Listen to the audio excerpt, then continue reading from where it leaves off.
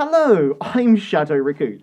Recently, an anime called Beastars was released on Japanese Netflix and Fuji TV.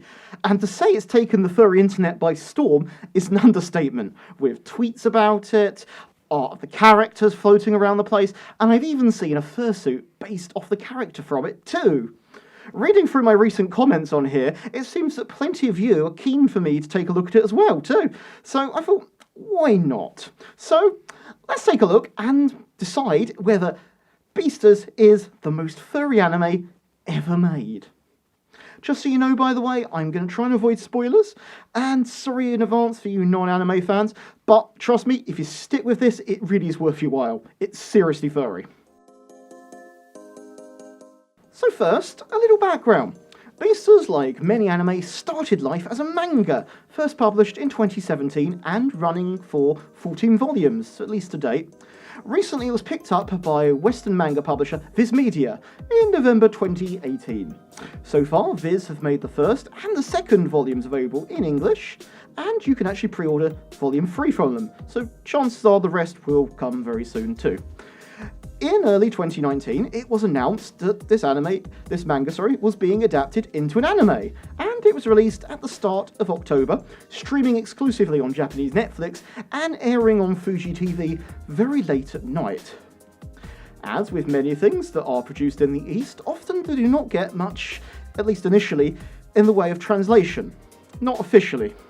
This, of course, is totally understandable. As you can imagine, there's a lot of work required to translate these types of things into another language.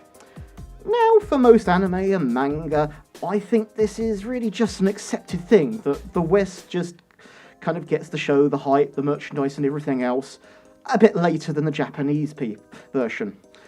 However, of course, with the furry fandom's ever-growing hunger for anything anthro, there was no way that this anime was going to stay contained entirely in Japan until it got a full-blown Western release. It just wasn't going to happen.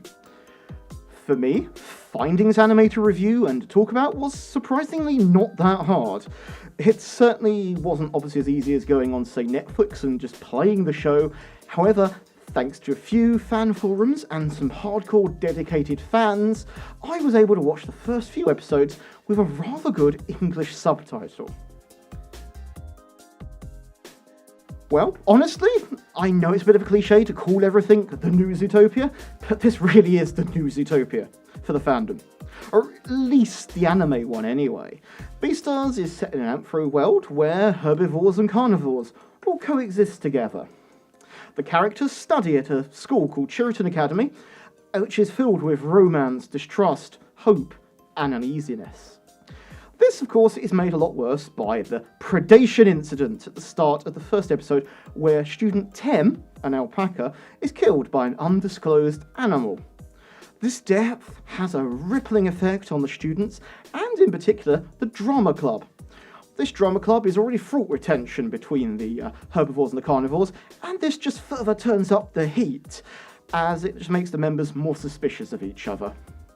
And as you can tell from just that alone, it really has got quite a lot of similarities to Zootopia.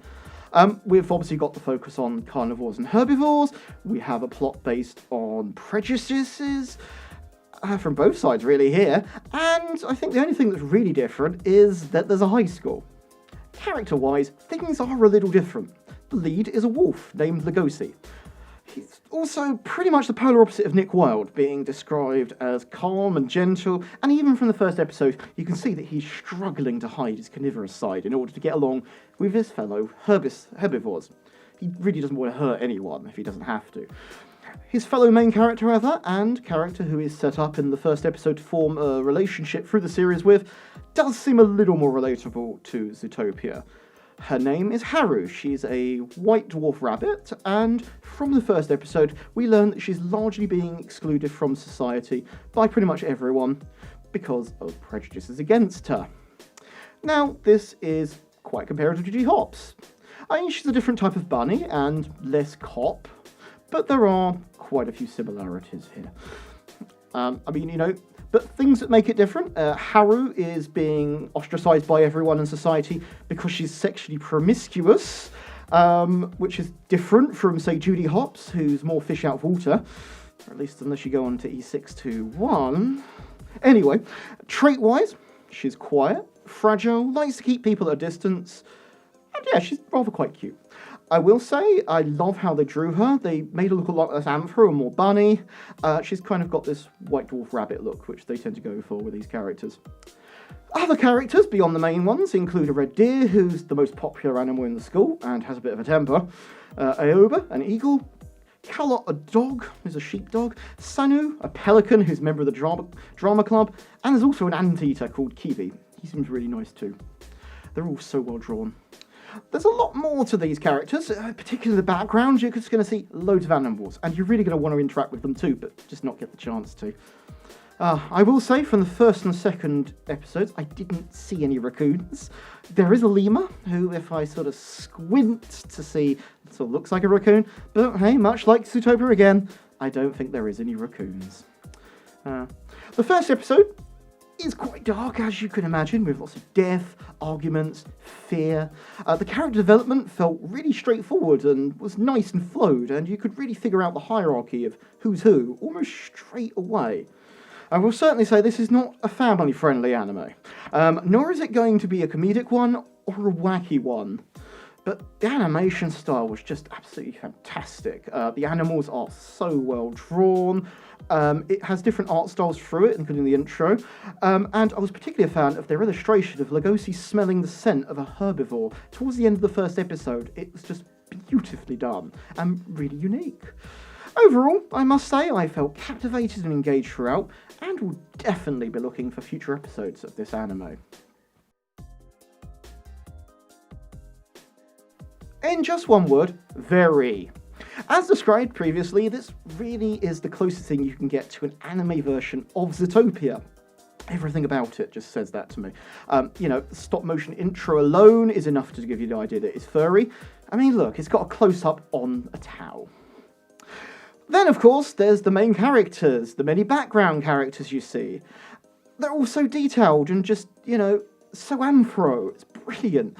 The world feels suitably adjusted for Anthro characters as well, and whilst compared to, say, Zootopia, where it doesn't rely on visual and sight gags, but it just feels natural. It's a bit like what wandering around a furry convention feels like, just with a few more murders. Looking at the designs of the characters, it's easy to see how people would, make fursuits based off them. They're practically walking for sodas, and I think we're going to see a lot more of this. Looking at other animes with animal characters, it's quite different from many of the others. I'd say Agrasuko is probably a good comparison to this anime.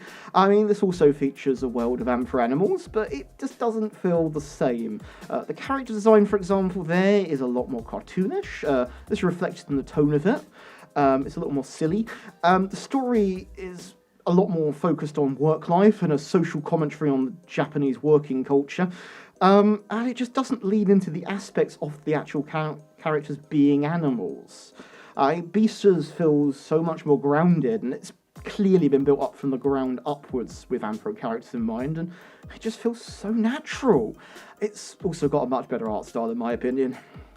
Of course, this isn't to say that Agrasuko isn't an amazing anime and a great watch, and it's well worth you checking out if you haven't already, but I easily pick Beastars over it in any sort of contest. I must say, I rather enjoyed it. It was dark, well written, I loved the animation. The adultness of it was a surprise, although if I'd googled that, I probably would have known beforehand. But the story really had me gripped.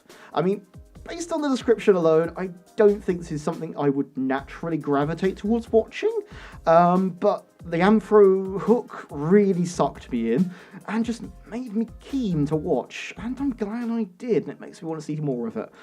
If they replaced the animals with people, would I feel the same? I probably wouldn't have watched it. I mean, I'd still enjoy it. It's a very solid anime, and the writing's really nice, and I love a psychological mystery thriller, and anyone who's a fan of those genres should check this out anyway. I'll certainly be continuing on with the series, watching the next episodes as they appear, and I might even check the manga out too, as, that could be fun to read on my commute to work. I mean, for those of you keen to check this out yourselves, go for it. You're not going to regret it. It's time well spent. And yeah, I really recommend it. It can be a little pain and hassle to get hold of, but it's worth it. And hopefully Netflix or Fuji will sort some sort of English sub or even a dub out for us to be able to enjoy it properly in the near future as well. Also, if you're a fan of manga or just comics in general, do consider picking up the first volume from Viz Media, either in print or digitally. I've noticed that you can pick it up for about $9 digitally, and by purchasing it, you're supporting the artists, the anime, and of course showing that there's a market for this in the West, which, furthers our chances of getting the rest of the manga, and of course getting the anime actually released over here, so, go give it some support. I've got some links in the description if you do want to check them out. Yeah, there we are. I hope you enjoyed this video and my kind of look at Beastars, and I'd love to know what your thoughts on it are. What do you like about it? What have you seen that interests you? And let me know in the comments below. If you enjoyed this video, please click the like button, subscribe to my channel if you haven't already, or consider supporting me on Patreon. There's a link in the description below. Otherwise, I'm Shadow Raccoon, and I'll see you next time. Bye, everyone!